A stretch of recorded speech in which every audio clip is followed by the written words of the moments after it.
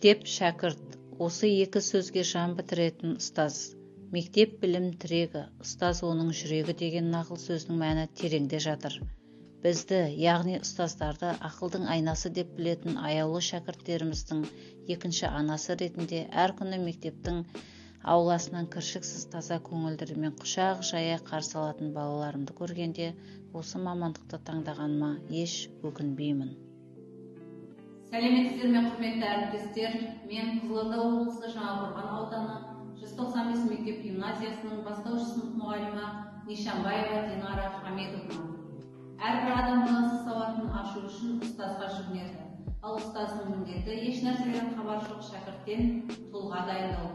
Мың ғасыр өтсе де ұстаздың аты және ұстаз деген ұғым өлген жоқ. Мен де қызығы мен шырығы мол мамандықты игеріп, аянбай еңбек етіп келе жатқаныма міне 17 жыл.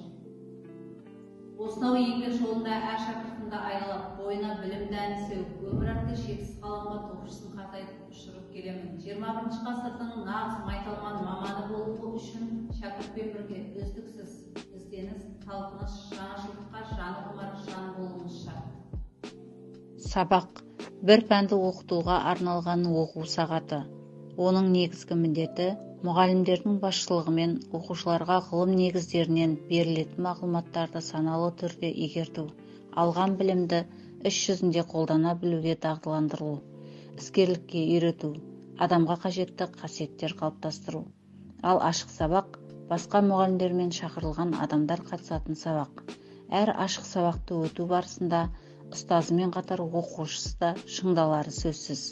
Өзім жетекшілік ететін сынып оқушыларын мектеп алды даярлық сыныбынан бастап, көпшілік алдында жатсынбай, бойын көтере, өз ойын ортаға салып, ашық пікірлесу дағдыларын қалыптастыруға тырыстым.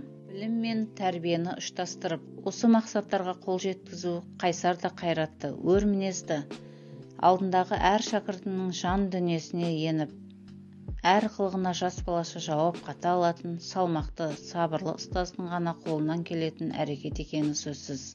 Оның дәлелі жылдар бойына өтілген мерекеңмен ұстазым, сынып ханшайымы, наурыз жыл басы, кітап біздің досымыз, желтоқсан ызғары, тәрбие тілден басталады, білімге ұмтылу, еңбексүйгіштік және отаншылдық деп аталатын тәрбие сағаттары.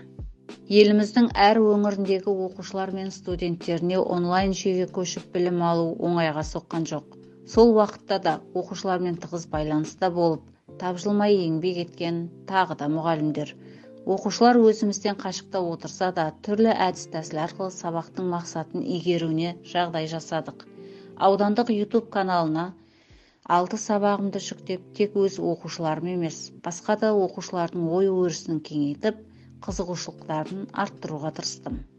Аудандық, облыстық семинарларда ашық сабақ беріп, мұғалімдермен коуч өтіп, еңбегім еленіп, марапатталдым.